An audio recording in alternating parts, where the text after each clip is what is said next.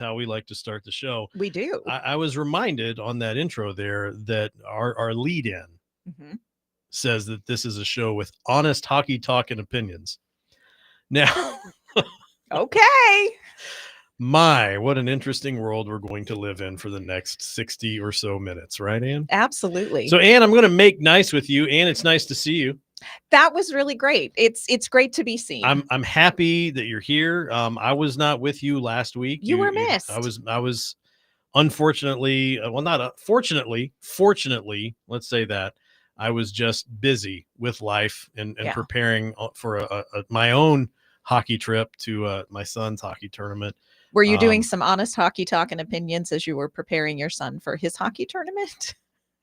We had to have some honest conversations. Did you have We some? had some honest but it Yeah. paid off. It was a good turn. Didn't win, but they had a good time. They learned a lot, Good. and they did play some really good teams. And they had all of their games were like 1 or 2 goals, like that they lost or won. It's a couple of an overtime win, Yeah. overtime loss. It was good hockey. So That's great. but I'm glad to be back. And it seems like just in time.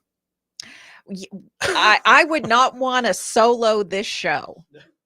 No. No, Just we don't want that. no. No. So we've got to make the honest hockey talk is what we've got to do. We're gonna do that. We've decided, and I've really enjoyed this, is that we've done, instead of well, I guess in the place of the puck drop topic, is that we've just started with our happies and crappies. That's the second name. It's the second That's name. the second name we workshop. We can't. No. You know. Hits and not hits. Yes, that's right. Hits and not But hits. happies and crappies. Happies and crappies works. And so, Ann, we're gonna start with your happy for this last PBR week. So I'm curious what you've got for me. Yeah. Now, for anybody new tuning in, a PBR week goes Wednesday to Wednesday because our show runs from Wednesday to Wednesday. And I don't think it should come as any surprise to our listeners that the happy for this week is Matthew Wood. Matthew Wood had a 4-point week, friends. He had a hat trick versus the New York Rangers. This is a young player who is bringing the spot of light and joy in a hockey community that feels like it's a little arid. If you're looking for joy, it's a little dry. It's a little dry for hockey joy, but it's a little bit hard to find right it now. is. But Matthew Wood, it was a really difficult game against the Rangers, and we can get into that, at some point if we want to do that. But really, when you see a 20-year-old player come in and execute as well as he has in his games in the NHL, and then get that first hat trick, and for him, it's kind of cool. It was at Madison Square Garden, which ain't nothing. No. That's kind of a cool place to show off. Let me ask you this question. And this, like, you growing up, and I don't know that the kids today have this experience, but I feel like Madison Square Garden was kind of seen as like the marquee place to have, like, if you had a show of any type, if you were a rock band or like any kind of musical act or like the Ice Capades or something, like it was the Ice Capades. You don't remember the Ice Capades? Oh, I do. I'm interested that you think Madison Square Garden and you go, the perfect example of that, the Ice Capades. Any big ice event, like everything was on ice when I was a kid. You did like Sesame Street on ice. Yeah, they still have that. They still do that, They right? still do that. So like, but any of those big events am I wrong about the Ice Capades? Is that not a big skating show? I've never been to one, but I imagine it probably is. Okay, but any big thing, I didn't want to just limit it to music, but any big performance, like if you were at Madison Square Garden, that was big time. It was a milestone place for performers of every kind. If you were booked at Madison Square Garden, you were something.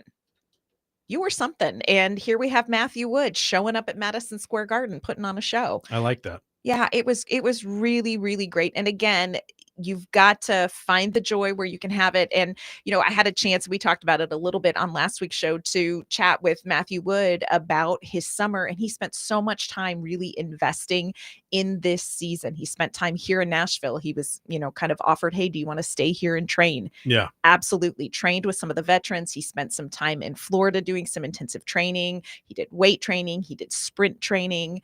And you really see that, kind of coming together in a great way for him. He also did a lot of mental work, which I thought was really fascinating. And it's been great to see his confidence.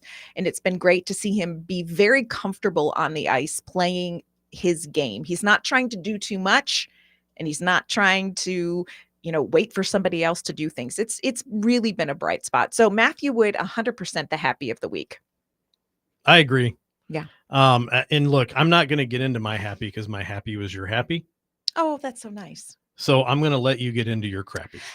Yeah, the crappy was basically everything else this week. This was a really hard hockey week in Nashville. And, you have to be honest about it. The Predators went 0-3.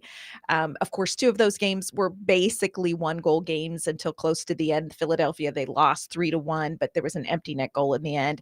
The Dallas game, Nashville had a 4-3 lead. Then they really quickly gave up 2 goals in less than a minute span, ended up giving Dallas this win, which was difficult because Nashville played pretty well and couldn't get a win against a Central Division rival. And then there was the Rangers game, which, if you set aside the performance of Matthew Wood, this was just a tough game. It was a tough game for UC Saros. It was a tough game for the team to kind of get to their game, get together. And here's what's real. People were talking about this. New York Rangers hadn't won at home, and they'd only scored 6 goals in total at home since the beginning of the season. That was a big storyline. That was a big storyline. And here's what's real. The Rangers were going to figure it out. Artemi Panarin was not going to forget how to score goals. No. They were going to figure it out. You just really wanted them to figure it out this PBR week and not on Nashville's watch. But that's what happened. And that's a tough loss to pack up your bag and load it on a plane and sit on until the Global Series game tomorrow. It's a tough week. Yeah. And, I guess I'll tell you too, like, the Predators are in Sweden. Yes, they are. How's that for an awkward transition?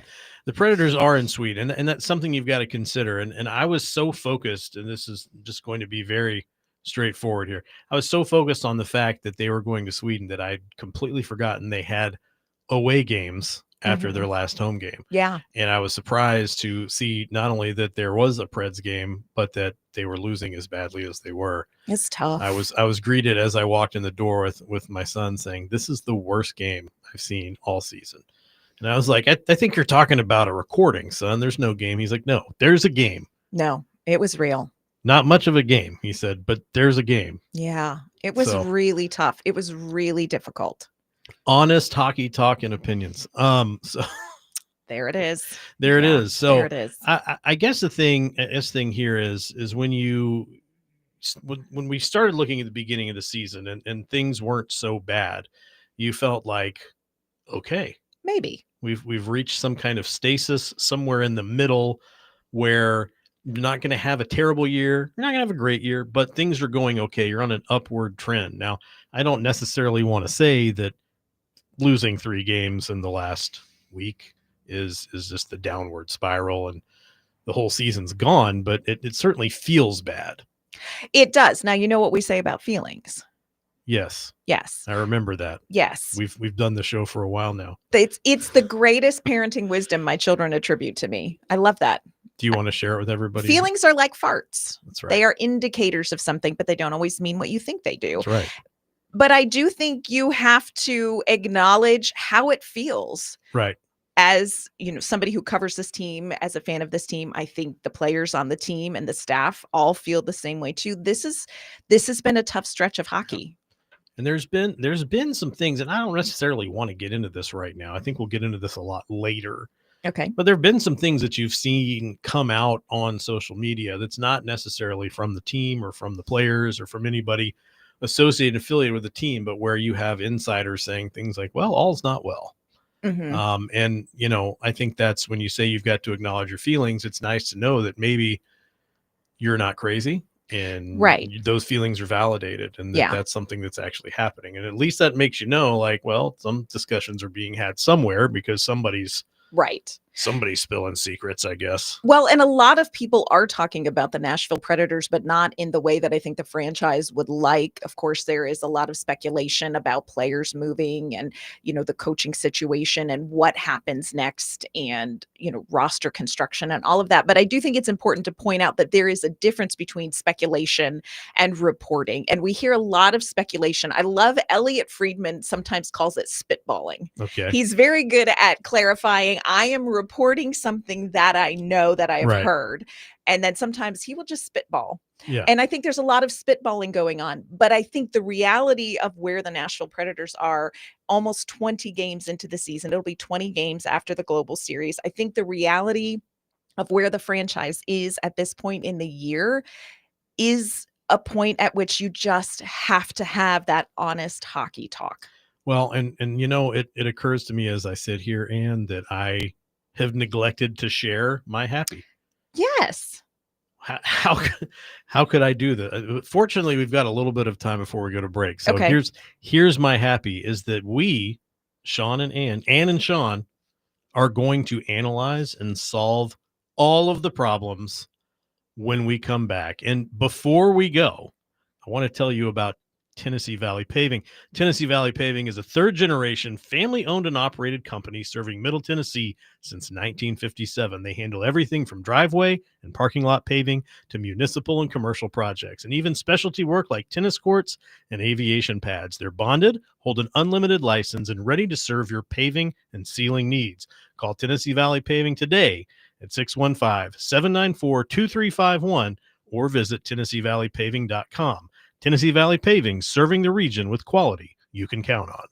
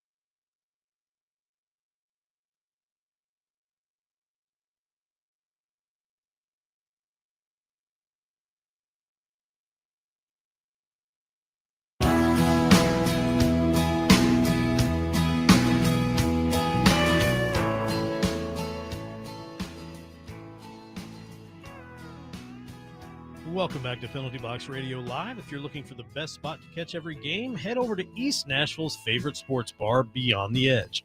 With over 30 TVs and 25 beers on tap, you'll never miss a moment. They've got you covered for lunch, dinner, and late night, serving food all the way until 2 a.m. Plus, enjoy happy hour every weekday from 2 to 6, and don't miss 2 for 1 Sundays. That's Beyond the Edge, 112 South 11th Street in East Nashville, your home for every game.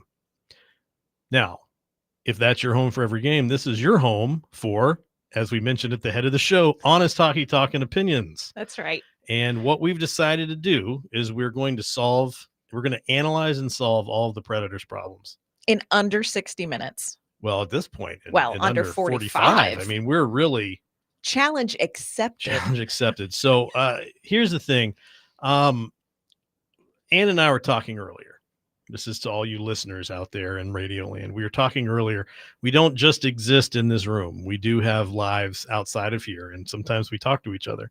And one of the things we were talking about is where did this start? Because I don't think that this started this season. No. So Ann did a deep dive. When I say a deep dive, at least 25 hours of her day were spent on this. I have calloused fingers from typing frantically. She's ready to go. So Ann, let's I'm going to let you begin at the beginning. Well, I think when you look at where the Nashville Predators are and wonder how did we get here, it's very easy to say we got here when in the offseason Barry Trotz made those big signings of Steven Stamkos, Jonathan Marchessault, Brady Shea, but I think that you really have to go back even further, and this is something that they've talked about here on 102.5 as well.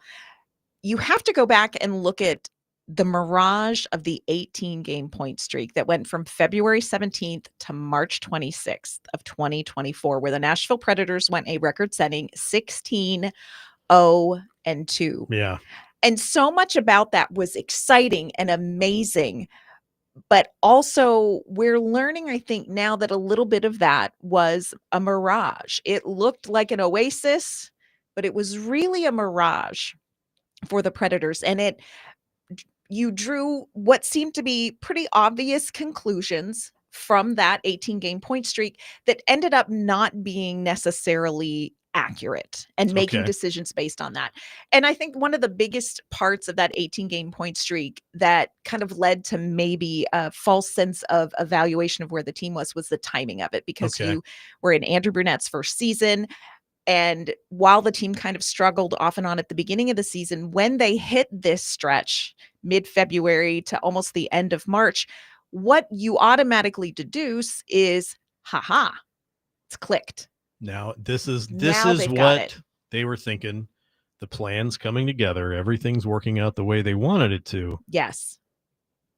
These are the new look Predators, and it's pretty awesome. Yes. Andrew Brunette's system works. It took them a while to get used to it. It took them a while to understand what he was asking, but they got it. And when you get it, you go 16-0-2. And look, I'll be the first one to say that as we've been through, since you and I have started covering the team, as we've been through a few coaching changes, that's one of the things is that you always say, now look, that just because John Hynes was behind the bench for the first game where he was the head coach doesn't mean that anything that happened on that ice had anything to do with him.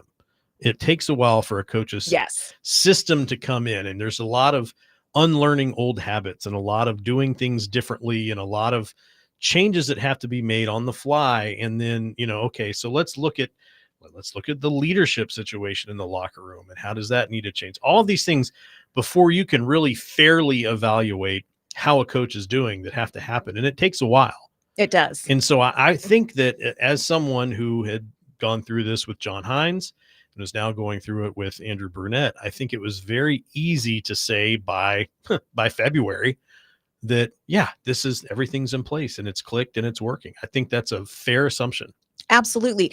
If that 18-game point streak had happened in the fall, and then they had played the remainder of the season, the last, say 2/3 of the season with the record that they had previously, right? You would not necessarily say, oh, they got it. You would say, well, okay, that was kind of a fun run. But the timing of it really set up an expectation that this team was closer than they were. And that was, I think, a natural assessment. Like that is you always hear the saying, if you hear hoofbeats, think horses, not zebras. Yeah. That was the horse's deduction that you would make, is that, you know what?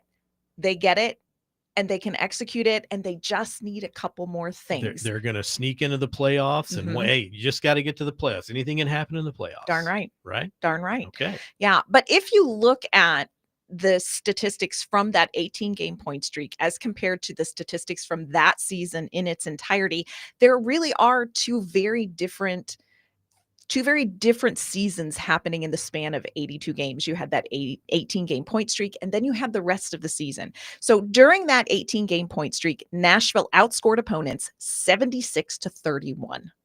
They were scoring goals like it's their job. Well, which it okay. is. Yeah, there we go. It is.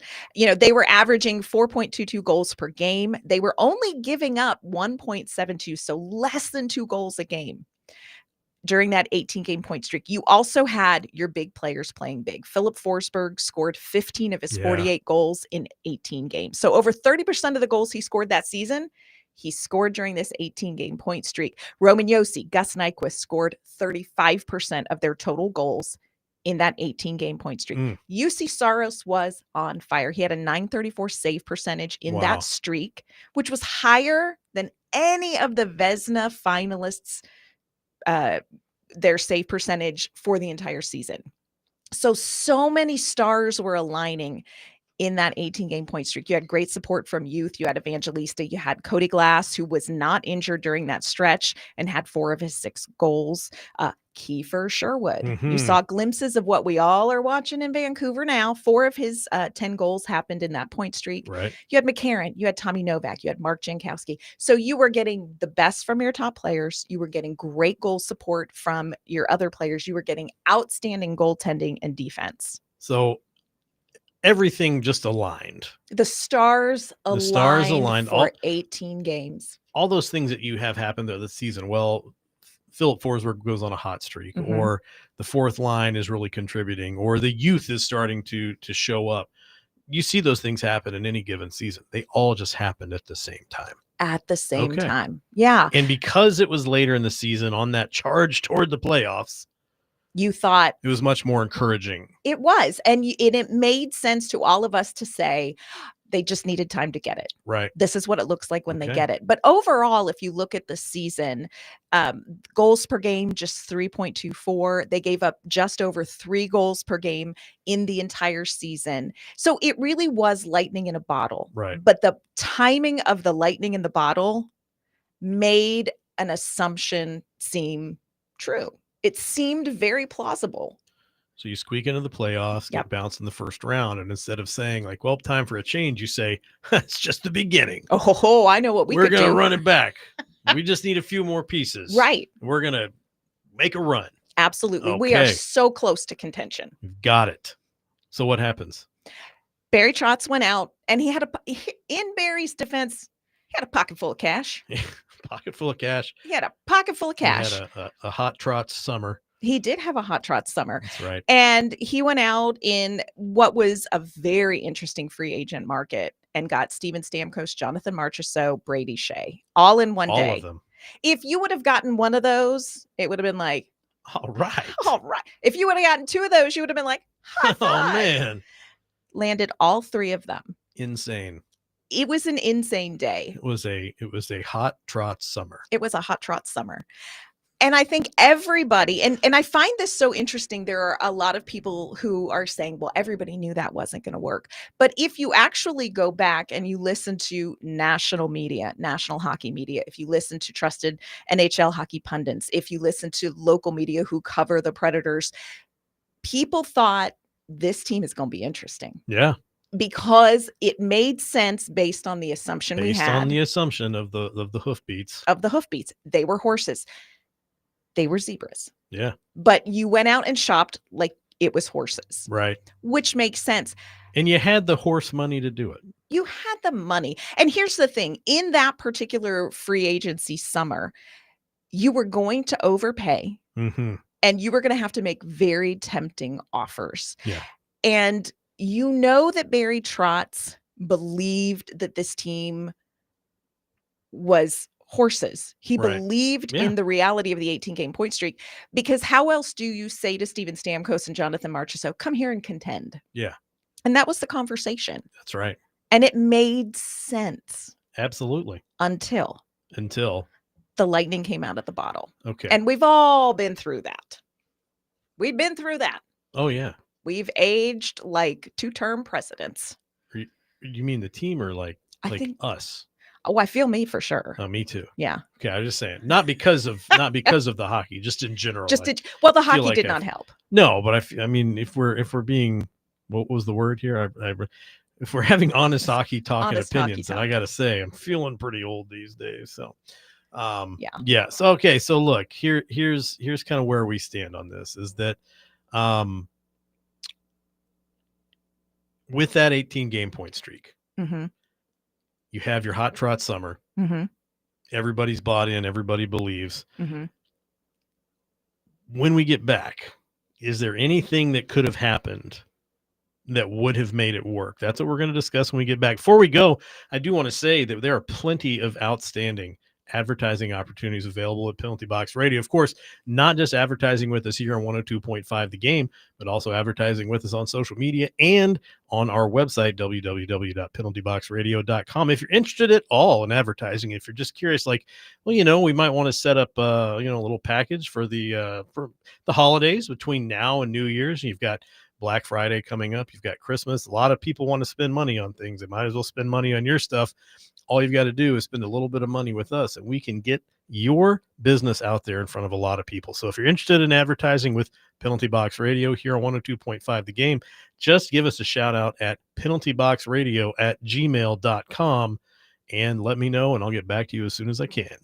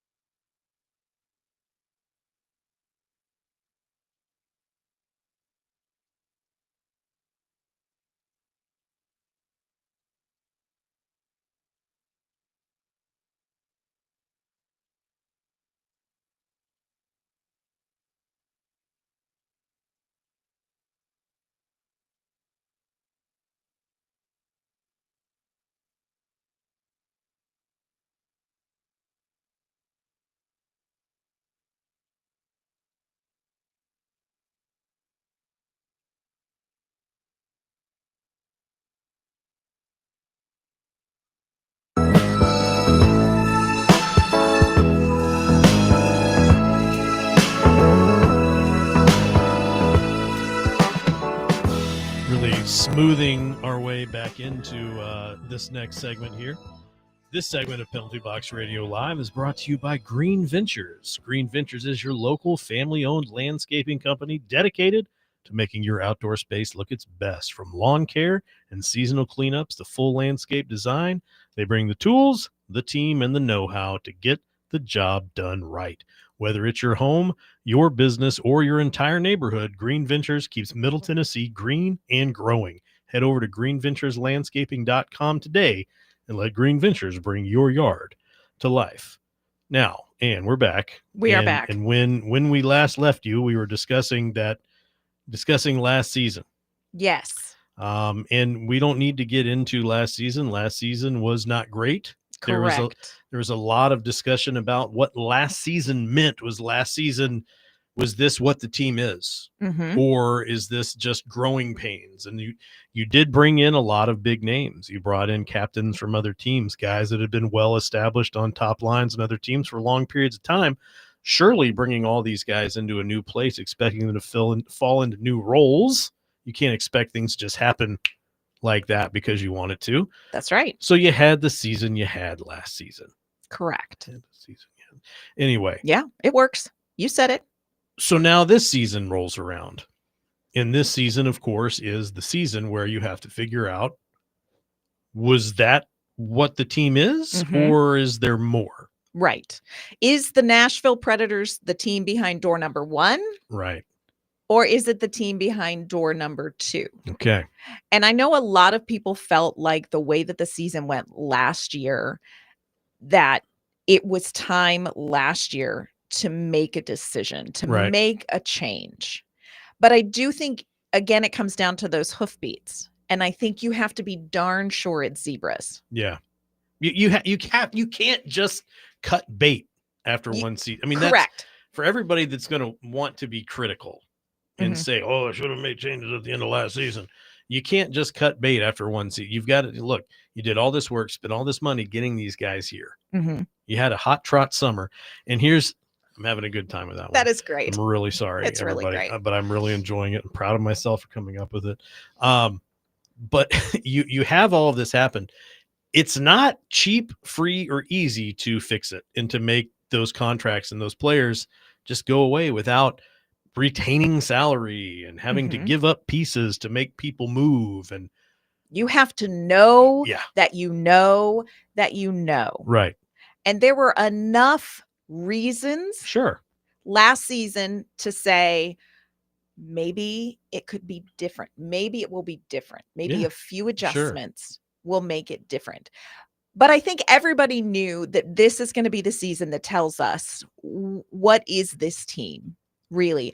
And yes, we're only 18 games in, almost 20 games in. The Global Series will be 19 and 20. Right. What do we know now? And I think the question that everybody is asking themselves is, are we finally at a point with the Nashville Predators where action has to happen? You need to have a path forward. And one of the things that I really appreciate about Barry Trotz is that he explains things. He does. With lots of wording. That's right. And I think that he's continued to try to communicate what he sees. But I wonder if we aren't at a point where the fan base needs more than communication. And I think that's the vibe that you get, is that explanation and communication is only going to buy so much time. And then the question becomes, well, what do you do? What do you do? And as frustrating as it is to say, maybe we have wasted time, we have wasted money, you can't just fish and cut bait. No. You got to know that you know that you know. But if you're at the point where you know that you know that you know, now what? So I guess that's the thing, is you're looking at, like you said, these next two games will be games 19 and 20. You're effectively at the quarter pole of the season. And also, I'm going to say it comes at a very interesting time, because this is the Sweden game, or the Sweden games, the NHL Global Series. Let's go. This is a big deal. And it's not just Nashville fans watching. It's not just Pittsburgh fans watching. It's NHL, it's hockey fans, and not just in these areas, but across the entire globe. And what you've got to understand is that when you have that big of a spotlight on you, you want to look good. Absolutely. Absolutely. And if you look back at some other major changes that happened, I'm pretty sure that a big change came after the Predators' participation in another big national event, and that was the Winter Classic? Yes, the Winter Classic in Dallas. The performance there, where didn't didn't go so well for the Predators. And Corey Perry ended up in my invisible backpack of hockey crutches. That's right. That's right. He's been there a long time, friends, and not even close to time Not coming served. out. Not even close. No reason to come out now. But here's the thing. This is going to be, I believe, and I think you agree with me on this. This is a critical moment. Yes. Coming back from Sweden. I feel like, it will have to be, and I hope that it is. Look, I have been so excited about this game personally as a Swede. Like, this has been amazing, and I was supposed to be there. But why would I give up coming here and talking about hockey to go to Sweden? That would be ridiculous. And let's just remind everybody, because you've mentioned this before, but you talk about your own Swedish ancestry. Yes, that's my people. What was your how much Swedish do you speak again? I know all of the words to one hymn that I sang actually for the King of Sweden when I was young. I grew up in the old. This is for real. You're looking at me like I'm not giving honest hockey talk, but this is honest hockey talk. Okay. I grew up in the oldest Swedish Lutheran church east of the Mississippi, a huge community of Swedes settled where I grew up. And so when the King of Sweden came for the bicentennial, that was a long time ago, y'all. We invited him to come worship at our church because it was, again, not to brag, but the oldest Swedish Lutheran church east of the Mississippi. And he came, and it was a really big event. The children's choir, we learned the hymn Children of the Heavenly Father in Swedish. In Swedish. I still know it. In Swedish. And my parents' house was right next door to the church. So his security detail established their point of contact at our house because that was the closest telephone. And King Carl came to our church and worshiped with us. And got the chance to sing for him. So this is a moment not just for the Nashville Predators, friends. Right.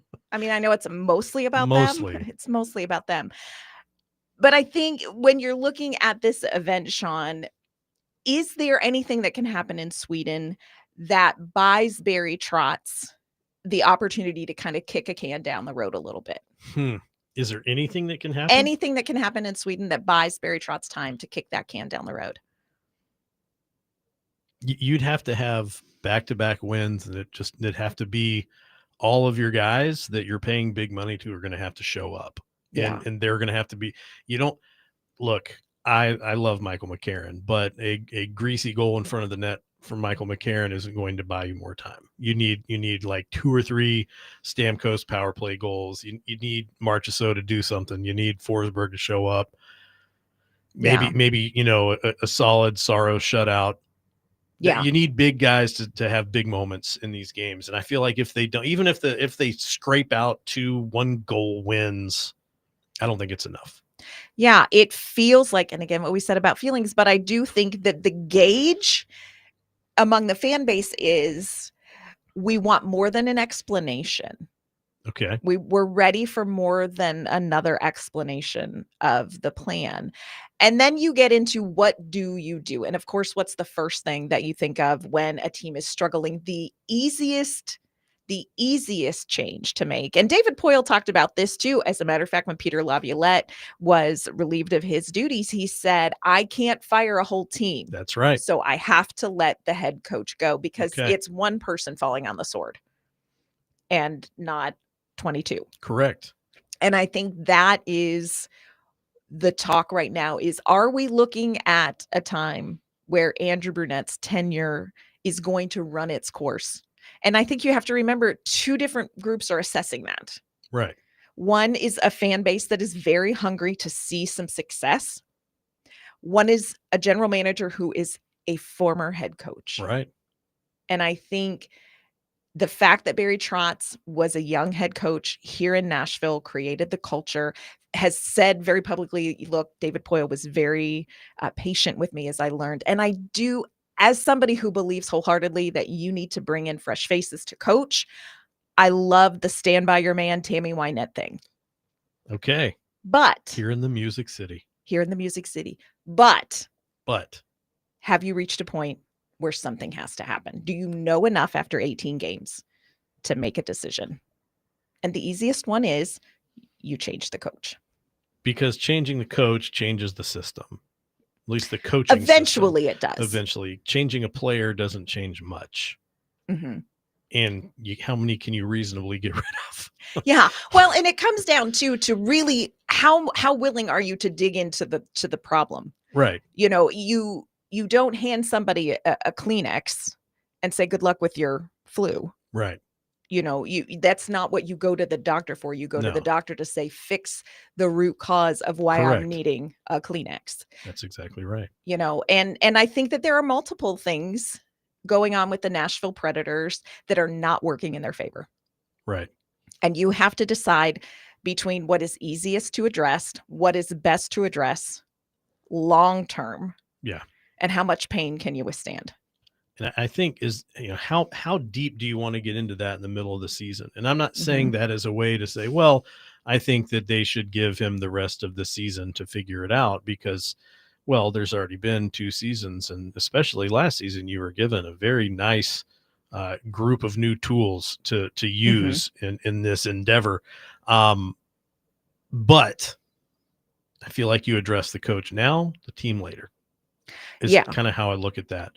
Um, because realistically, first question, of course, um, if you're looking at a coaching change, who do you bring in? Right. But if you're saying, so well, let's start getting rid of some players. Well, what are you really willing to do to move some of these contracts? Because some of these contracts, people are going to want you to retain money, and I feel like the team's just getting close to getting out of a lot of retention hot water. Yeah, some money's gonna go back in Barry's pockets One of that the went one of the out. highest paid players on this roster right now is Matt Duchene. I love that for Matt So Duchene. That's so great. good for Matt So Duchene. great for Matt Duchene. So Yeah. well, we will continue discussing when we come back. And of course, when we come back, Anne will be singing a Swedish hymn for us. No, I But don't think before so. we go, when it comes to barbecue in East Nashville, nothing hits like Drifters Barbecue. Smoked slow and low, their pulled pork, ribs, and wings bring real smokehouse flavor. And at Drifters, it's not just about the food, it's about the music. They've got live music every night from Writers Night on Mondays to Bluegrass Sundays on their covered, heated patio. Great food, great music, and the perfect East Nashville vibe. Drift over to Drifters Barbecue at 1008B Woodland Street in East Nashville. Slow, low, and local.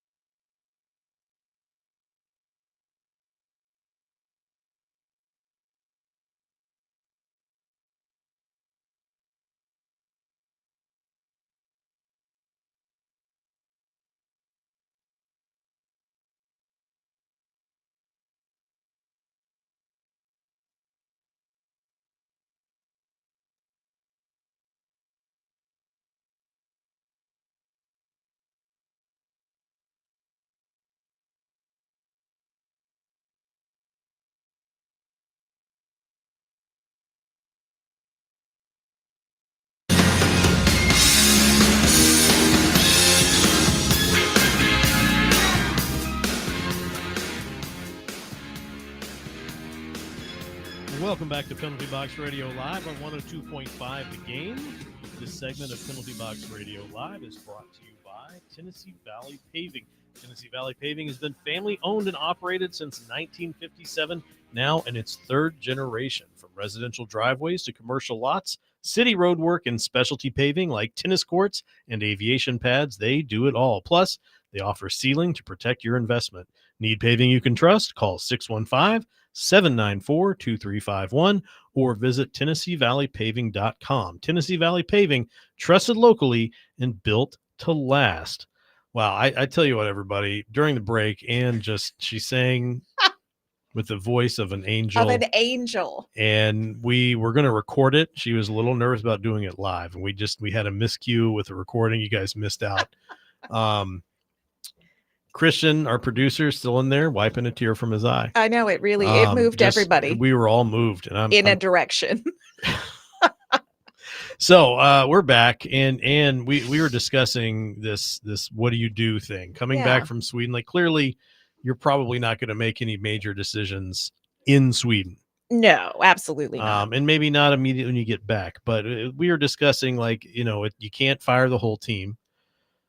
The easiest thing to do, and this David Poyle's words, right, is to make a coaching change. Do you think that's the right call? Do you think it's the right call to make coaching change? Do you think that Brunette has lost the room? That's such an interesting question, and it's such an interesting phrase, because you do hear people wondering, has Bruno lost the room? And it's one of those things where there's a Supreme Court case where the court was asked to define pornography, and the judge said, I can't define it, but I know it when I see it. And the same thing is true with the phrase lost the room. I can't define it, but I know it when I see it. Right. And being around the team, being in the locker room, being at the practices, of course, we're both at the games. And that is not something that I think is happening. Now, you do have a team that is clearly discouraged and frustrated that they're not winning. So they're frustrated with the results. They are very frustrated with the results. This is not a team that's given up. There is no indication from any aspect that we have seen from the media, in conversations with the players, in conversations with the coach. There is no sense that there are guys in there that are like, I'm just here to cash my check. Yeah. There's none of that. No. These guys want to win. And I don't think that they feel like Andrew Brunette is the hindrance to our success. I think that he has not lost the room. I don't think that their frustration is Andrew Brunette is not the right coach for us. I think their frustration is we cannot translate effort into wins. I don't think he's lost the room. I agree. I don't think he's lost the room at all. I think the issue is that you're just at a point where you're going to have to make a change, and you have to make the change it's easiest to make as a general manager, and then you're going to have to make the harder changes later. So if we can sit here and agree that the easiest change for him to make would be a coaching change, and then you're like, okay, well, past that, what do you do with players? We both exist in the larger hockey social sphere. Right. We hear things and I don't mean that anyone's telling me anything. Like, no one's calling me up like, you want some inside information. Nobody does that. At least not to me. I don't know, that would be maybe creepy, they're telling quite you. frankly. And I get some weird phone calls sometimes, but that's not what I'm hearing.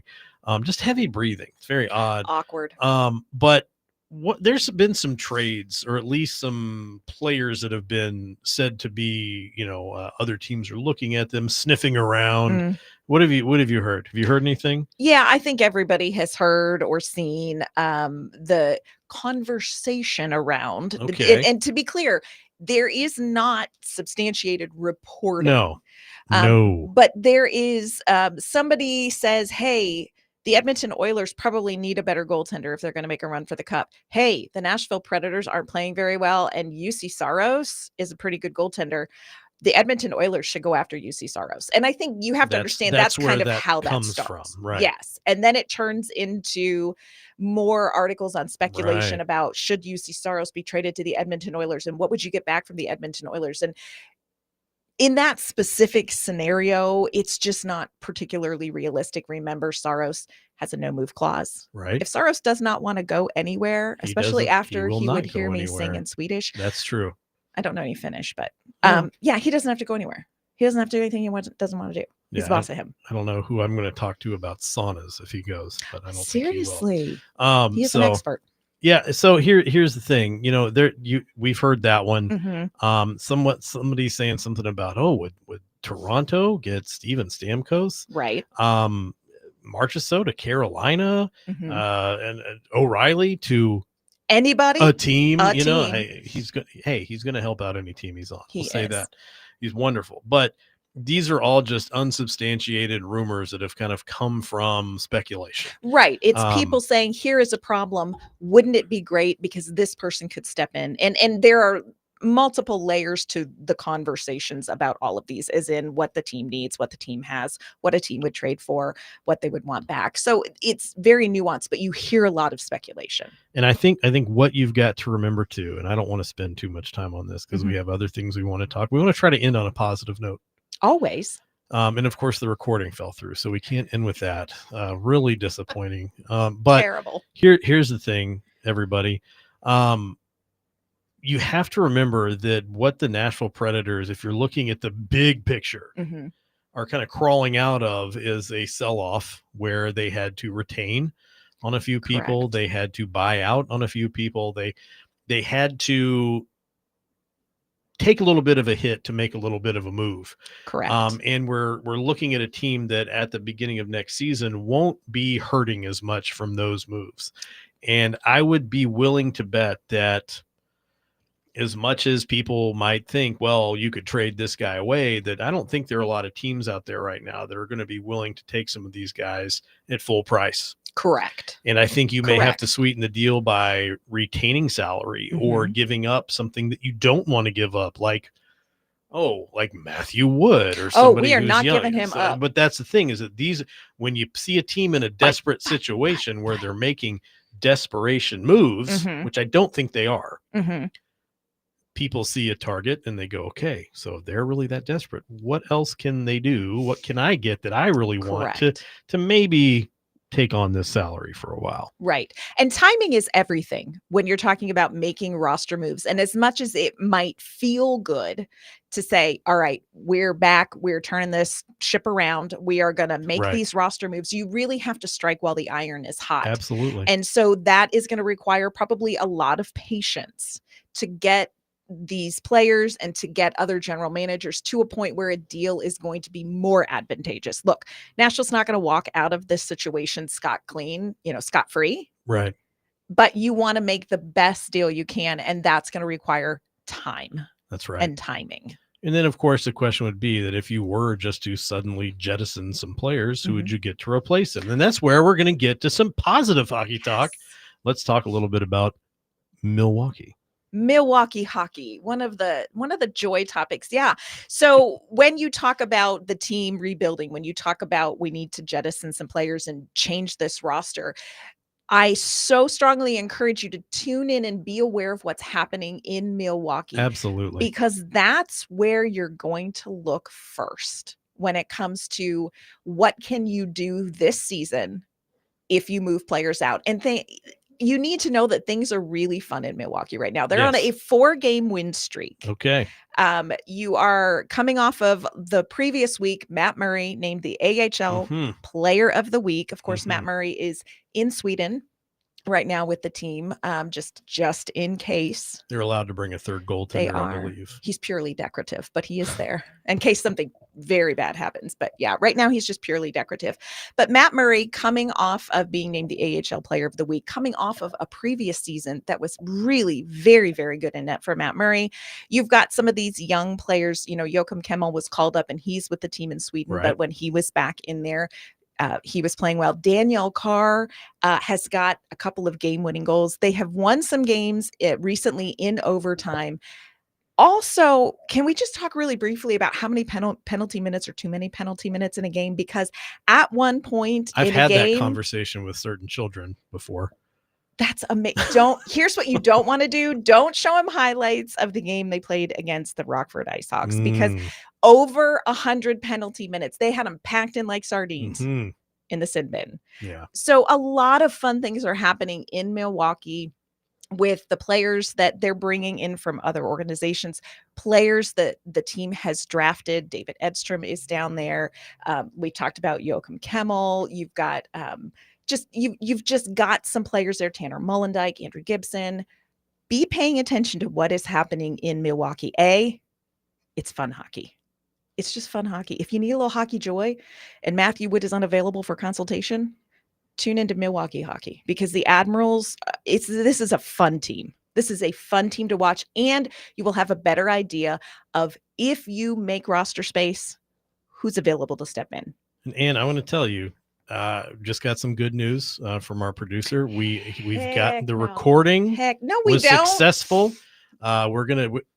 Except we're not. We're out of time. Oh, what a bummer. Crushing blow. Oh boy, just when we got everything straightened blow. out. Well, I guess sorry to end with a disappointing note, but thanks for listening to Penalty Box Radio Live, presented by Tennessee Valley Paving, Beyond the Edge East Nashville, Boston Commons, Drifters Barbecue, Green Ventures Landscaping, and of course Timber and Blade. And thanks for joining me tonight, and we will see you again next week.